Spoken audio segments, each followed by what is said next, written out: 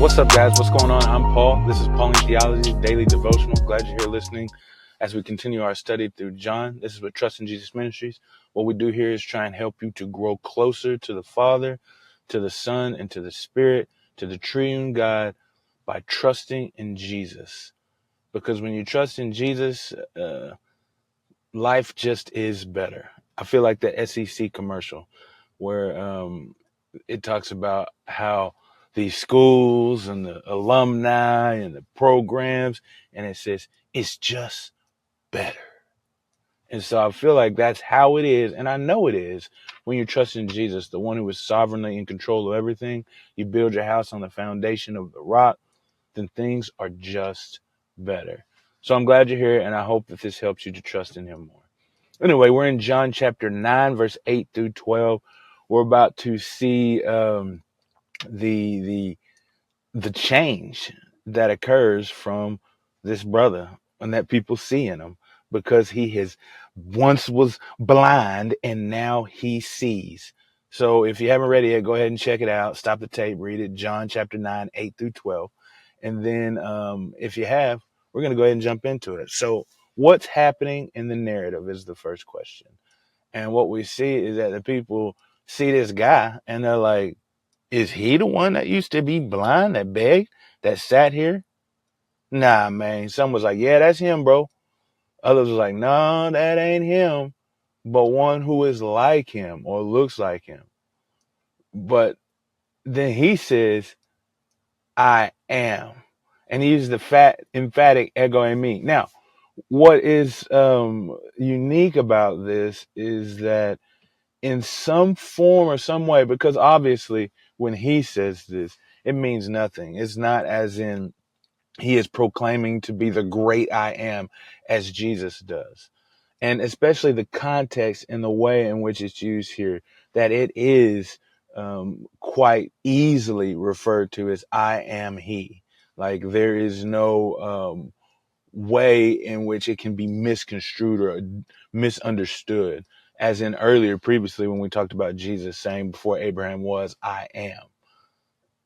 That is very different because it doesn't fit into the sentence into a correct grammatical context. But this here does. But what it does also, as John the writer so eloquently writes, is he is actually making a statement, I believe, if we look at it, because he's speaking in the same way as Jesus, using the ego in me emphatically. He's saying, it is me. It is me who used to be blind, but now I see. And so this is a testimony.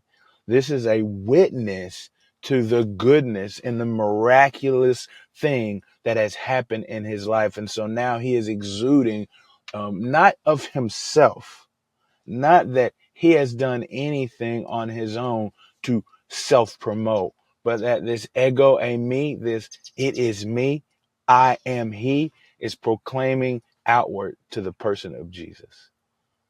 That's a lot based on those two words, but it's beautiful to think, listening or reading it in that context, that even now he's proclaiming the goodness of God by just stating that it is him who was the blind beggar and now no longer has to beg and no longer is blind. And then they asked the question, like, hey, how'd you see? How are you able to see? And he said, Jesus is the one. He anointed my eyes, man, and told me to go wash in a pool, and I washed, and now I can see again, man. And then they asked, where is he? He's like, I don't know. I don't know. So what is this saying about God? God is a life changer. Like, he changes lives. God moves in people to create different circumstances in their life. Man, he is a life in this brother's life. He has dramatically done something amazing where he no longer has to, well, first off, he can see. I start off with no longer has to beg, but he can see. The brother used to be blind and now he can see. And it changed him because he no longer has to beg anymore. Jesus changes lives. What does this say about man? Well, I think it's a testimony to the fact that as Christians, we should be testifying to the goodness of God in our lives. I mean, when God does a wondrous work, we should say it. And one way that, well, I'll wait for the application for that. But yeah, when something happens in our lives, a testimony is to be shared. Man, we should be running to the tops of the hills talking about the goodness of God because of how good He is to us. But now let's go to the application. How do we apply these truths to our lives, man? Well, what has God done for you in your life? What can you testify about? What has He provided for? And then do people recognize that change in you when they see you?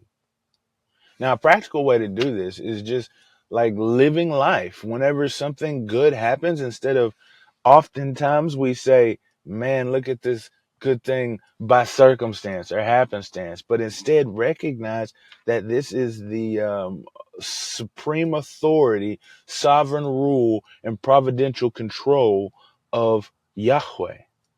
And so when you talk about it, just say that. Be like, man, look what God has done for us in our lives, man. And then you're not pushing anything on them, but you're stating what you believe is fact and how whatever blessing, whatever goodness has occurred, happened. So I just want to ask you today, man, what's God done in your life? What's God done in your life? And testify to it. And testify to it. Hey, I appreciate you guys for listening, and I'll see you in the next episode.